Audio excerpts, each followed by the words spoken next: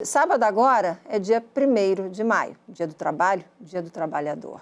No dia 1º de maio do ano passado, ninguém imaginava quantas mudanças a pandemia traria para o trabalho, para a nossa forma de se relacionar com o trabalho. Mas agora, nesse próximo 1º de maio, a gente já tem muita informação, a gente já conhece as marcas que a pandemia tem deixado na nossa relação de trabalho.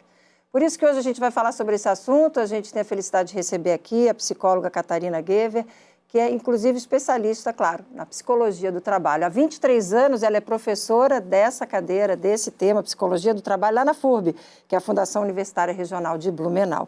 Catarina, muito bom dia, muito obrigada por ter aceitado o nosso convite.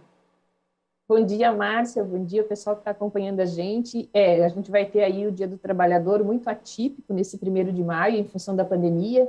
E uma conversa como essa é super importante para a gente tentar entender o que está acontecendo e tentar, mais ou menos, construir uma ideia de para onde a gente está indo, né? Ô, Catarina, tem muita gente dizendo que está com a sensação de que está voltando ao passado, porque vou voltar lá para a Idade Média, as pessoas trabalhavam e viviam e moravam no mesmo espaço.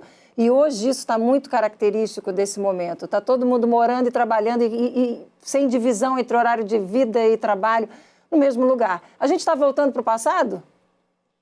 Na questão da execução das tarefas do trabalho, para quem está no sistema de trabalho remoto, de home office, a sensação, né, e quando a gente olha na literatura, a sensação é que a gente volta a um modo de produzir o trabalho como na Idade Média, que você morava, você criava o insumo, você processava o insumo, você resultava o produto final, tudo no mesmo lugar.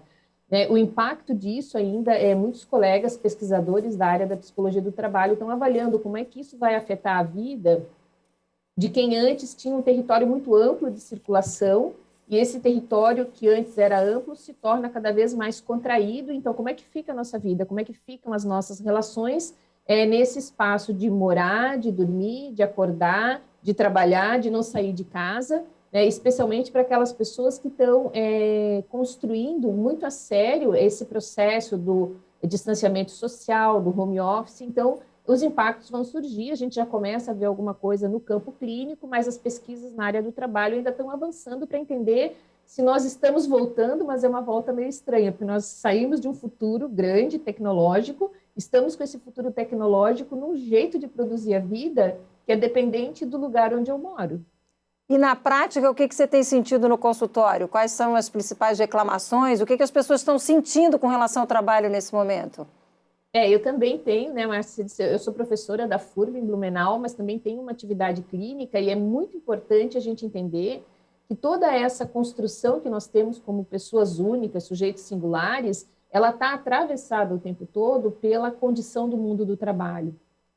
E aí o que tem aparecido bastante, e é o clássico dentro da experimentação clínica, né, do trabalho clínico, os casos de ansiedade e depressão, mas não como antes da pandemia. A ansiedade e a depressão agora, elas têm um relato muito mais sobre a dinâmica da vida no espaço doméstico, quando ela está associada ao trabalho remoto. Então, altera a rotina, altera a ordem da casa, altera a circulação das pessoas, os tempos, e isso afeta o modo como as pessoas elas processam as informações.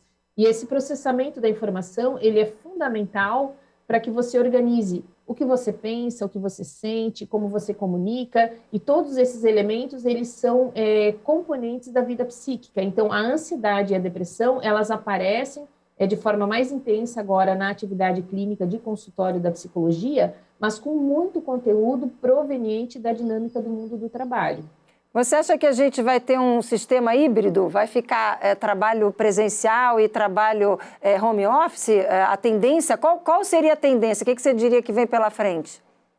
A impressão que eu tenho e a impressão que alguns colegas de São Paulo, Porto Alegre, que já vêm dedicando tempo à pesquisa, é que o home office ele é uma realidade da sociedade contemporânea que foi está sendo hiper valorizada no cenário da pandemia. E as empresas estão descobrindo, as instituições, que é possível você ter uma rotina de trabalho produtiva sem que o servidor, o colaborador, o integrante do time esteja ao mesmo tempo no mesmo lugar.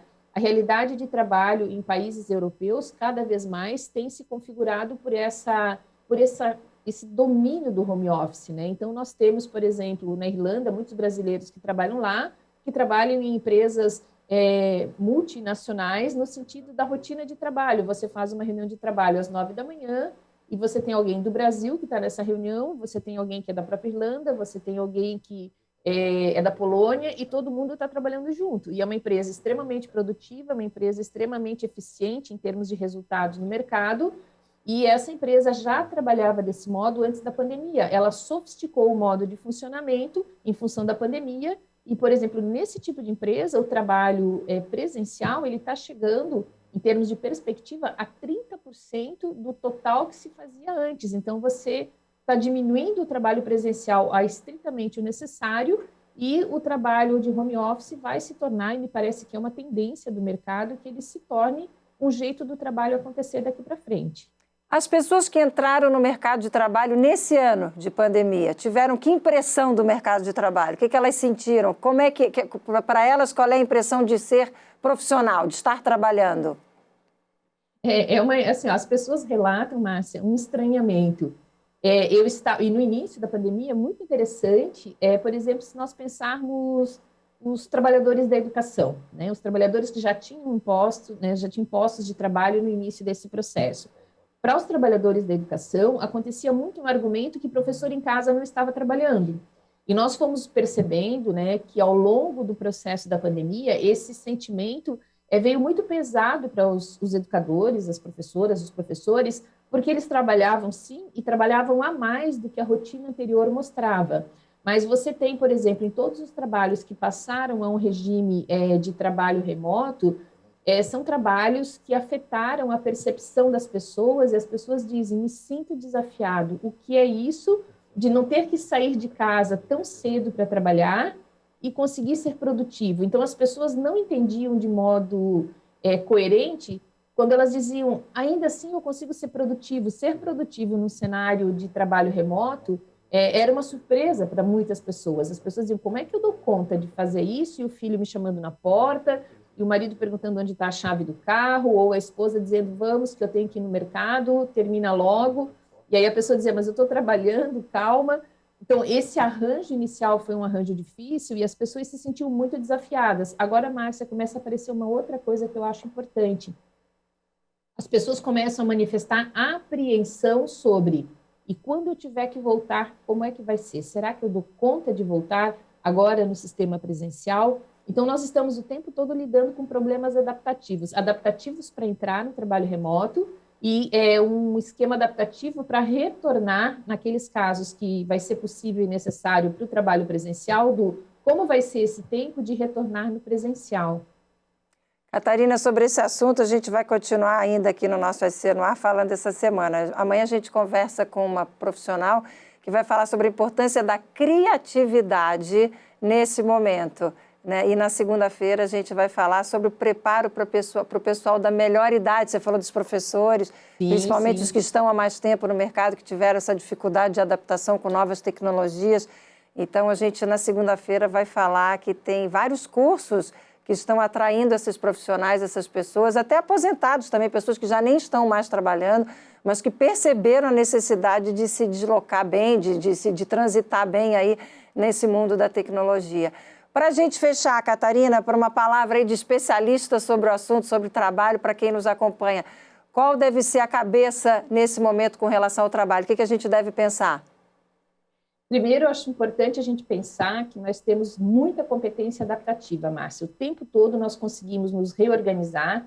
O que vocês vão conversar amanhã sobre criatividade é uma estratégia fundamental para a adaptação nesse tempo tão difícil, tão inusitado. E apostar sempre que a solidão não é caminho. Eu insisto, para todas as situações difíceis nesse ciclo da pandemia, em especial relacionadas ao mundo do trabalho, não permanecer sozinho. Buscar cursos, buscar conversar com pessoas que tenham um entendimento que é possível enfrentar esse momento e não se negar a ser uma pessoa criativa. A criatividade é um instrumento mais importante e mais rico para a nossa adaptação às novas rotinas e aos desafios que estão colocados por elas. E a gente vai falar sobre esse assunto amanhã. Catarina, sempre um prazer te receber, sempre um conteúdo incrível. Muito obrigada, um ótimo dia para você. Até uma próxima oportunidade. Até, para vocês também. Obrigada.